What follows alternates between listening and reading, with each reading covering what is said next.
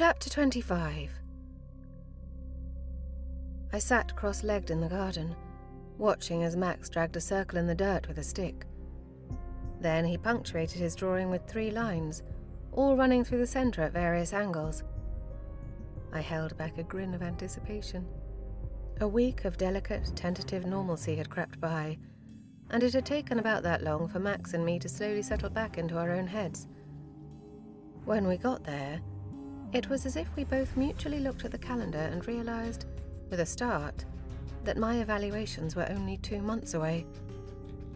All things considered, that was not a lot of time at all, which was why I was thrilled that Max had finally decided to tackle stratoggrams, Max announced. He dropped the stick, held out his hand, and various flower petals appeared in his palm, as if snapped to his skin by a magnetic force. My smile faded.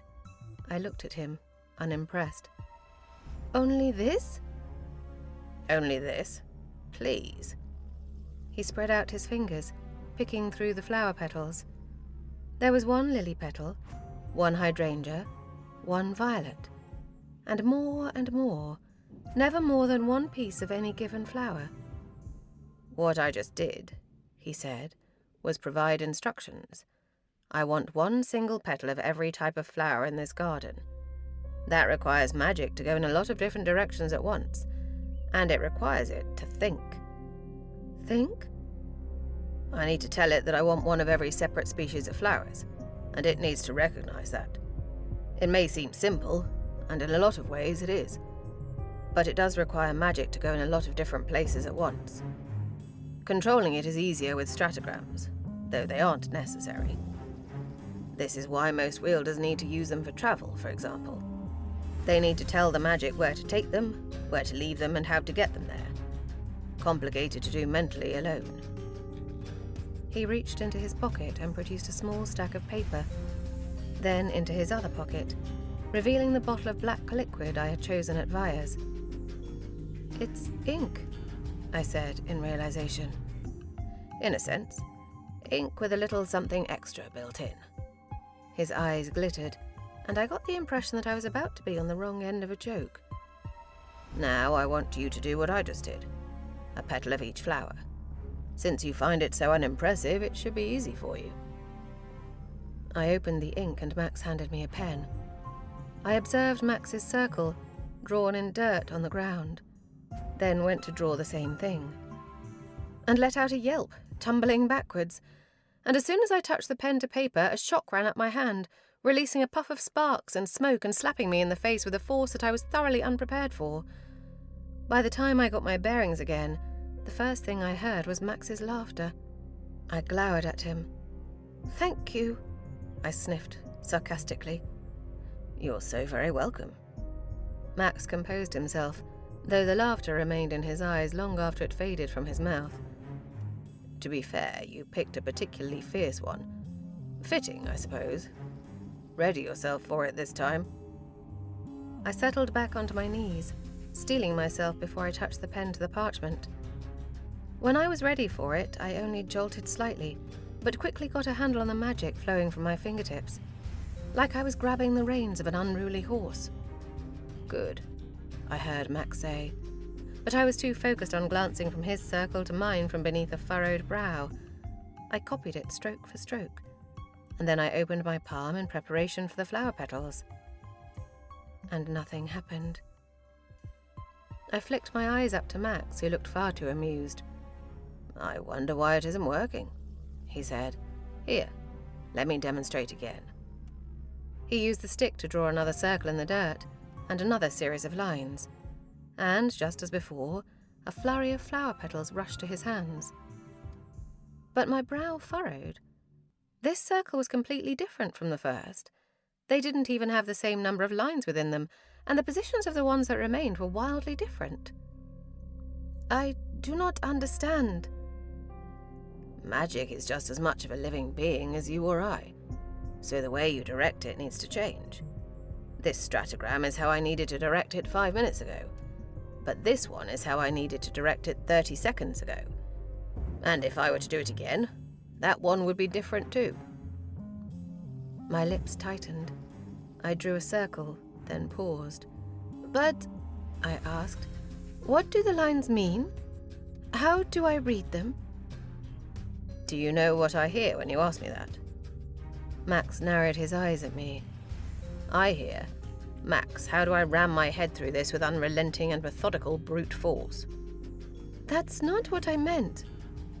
It was a little. "Well, you can't force these," he said smugly. "You just have to feel it." I tried another circle, then another. Nothing. "They do tend to be more difficult for Valtane," Max said after several failed attempts.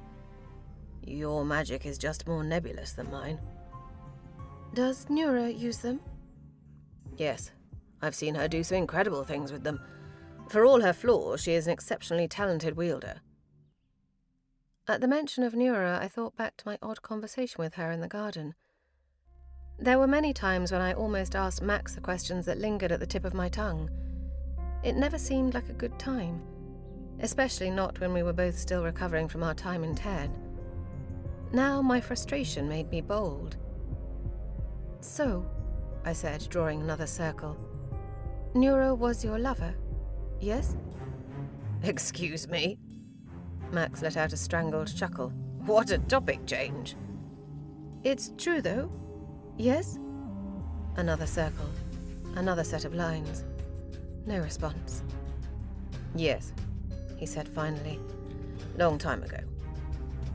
It was no great surprise to me that Nura and Max had been together, but I still couldn't quite envision them as a couple, like they were two puzzle pieces that didn't quite fit. Then again, maybe that was because Nura was still such an enigma to me. "You seem very different," I said. A long pause. I kept my eyes trained to the paper, repeating circles. "As much as it pains me to say this," Max answered at last, "Nura probably knows me better than any other living human being. I've known her since we were children. But when we were together, we were very different people, and far more aligned." Aligned? Why did it end? "Our views had become totally incompatible, and that became obvious in the most violent possible manner." I glanced up at him and he scrunched up his nose. "Don't give me that look," he said, "as if I owe you the dirty details." I gave him a cloying smile. He rolled his eyes. "And after?" I asked. "Other lovers?" "Nosy, nosy." My hand stopped. I pressed my finger to the tip of my nose, raising an eyebrow. "Nosy?" Aaron was a strange, strange language. "It's a term for someone who sticks their nose where it doesn't belong. The definition might as well include your name." I chuckled as I drew another circle. Max's face brightened. "Look," he said, pointing. I peered over my shoulder to see a smattering of random flower petals scattered across the ground. "That's something." "Not what I wanted," I scowled. "Better than nothing. It'll work when you think about it the least." I watched as the smile faded on his lips, though it still clung faintly to the corners of his mouth. I would admit it. He was handsome, with those high cheekbones and, of course, those delicate, striking eyes that peered out from beneath his perpetually thoughtful brow. My gaze swept down over the solid line of his shoulder, then following his arm and landing on the ropey muscle of his forearms. Surely it wouldn't be difficult for him to find female companionship if he wanted to. But he never brought anyone home. Then again, bringing someone home implied that he left in the first place, which he didn't. Ever. His eyes dropped. I wondered if I had been staring too intently. Too quickly, I looked back to my parchment. "You did not answer," I said. "I haven't had anything in a long time that won't be on the, physical. Not that it's any of your business." "Physical?" I echoed. "Well, you know, more shallow romantic interactions." "Shallow?" I leaned forward, doe-eyed. "How shallow?" "Well, poor word choice. A slight but distinctive flush rose to his cheeks. Definitely not shallow, but... He stopped short as I struggled to contain my laughter, eyes narrowing at me in realization. You shit. I shook my head, still giggling, drawing another attempt at a stratogram. I caught a glimpse of a flurry of directionless flower petals out of the corner of my eye. Not good enough. Why am I the one being interrogated here? He crossed his arms. What about you? How long have you been with your Louvier? He said the word lover in what I could only imagine was supposed to be an imitation of my accent. Louvier. I have no Louvier. The blonde. Cyril? I laughed, shaking my head. No, he would be more interested in you than me. Ah, I see.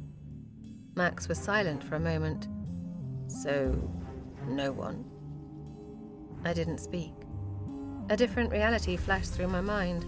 A reality in which I was a normal Aaron girl who lived an unremarkable Aaron life and could tell him a story of an innocent first love or a dim-witted ex-beau. And that false reality just seemed so appealing. Simple. Compared to my truth. My complicated, painful truth. And yet, somehow I got the impression that he knew what he was really asking me. It was there in the gentle tone of his voice. An open door. Well, there was Esmaris, and the men I performed for. I tried to speak as casually as possible, even though the words suddenly grew thick, like rancid honey. But that was survival, not love. I knew my value, and I needed to use it. I chanced to glance at him, and his lips were tight. That shouldn't have happened to you. I shrugged, even though the movement was stiff, forced. Many had much worse. Are you aware of how well I treat you? Esmaris had asked me, minutes before he tried to kill me. That doesn't change anything. He shook his head, one burning movement. It doesn't make what they did to you any less terrible, Tisaanah. His words hit on something within me, a wound that I had covered up deep within my chest. I told myself so many times that I was lucky. I survived, after all, when the people I'd left behind had not. And yet, I knew too that Max was right. I'd known it since the day Esmaris tried to beat me to death. I had seen such terrible things, lived such terrible things, that I mistook Esmaris' meticulous care for love. Even though he cared for me the way one cared for a prize horse, pampered it, groomed it, broke it and rode it and discarded it when it began to kick. After all, I was the lucky one. The day I tried to buy my freedom, I said quietly, he told me that I forgot what I was. When I glanced at Max again, his jaw was set, his gaze sorrowful, contemplative. He did not speak. Perhaps, in a way, he was right, I said. But I forgot what he was, too. I forgot that he was someone who could never see me as more than a possession. I had been just a child when I met him. Just a child, and he had taken me in, told me I should feel grateful because he only beat me sparingly, because he waited a few years to rape me, because he didn't send me off to my death like he did to so many others. Aren't you lucky, Tisaanah? Don't I treat you well? My knuckles were tight around my pen. When I tore another vicious, mindless stroke over the paper, my fists were suddenly full of flower petals. I spent the night drawing stratoggrams, though unsuccessfully, other than that one singular victory in the garden. Max and I had settled into a comfortable routine. I was in my typical spot near the hearth, crouched on the ground, paper scattered around me. And Max, as usual, draped himself over an armchair with a book perched in his hands. The night ticked by, and in the flickering flames my ink was beginning to waver and blur in front of my eyes. Sometimes we both fell asleep like this, waking up to greet each other bleary-eyed in the harsh morning, Tisaanah. Max's voice was hoarse with almost sleep, so quiet that I almost lost it in my own exhaustion and the crackling of the fire. When I looked up, he peered at me from behind low, slightly crooked reading glasses, face taut and thoughtful. The way I look at it, he said very solemnly, so quietly that his words slipped into the air like steam. you didn't forget what you were. I think you remembered. And I hope no one ever again has the fucking audacity to tell you otherwise. For a moment I blinked at him in silence. An odd, fleeting sensation rustled in my chest, like I had swallowed a handful of my silver butterflies. I know, I said at last, as if it were nothing. I am wonderful. Max shook his head, rolled his eyes, and in the dying scuff of his chuckle we lapsed back into that quiet, comfortable silence.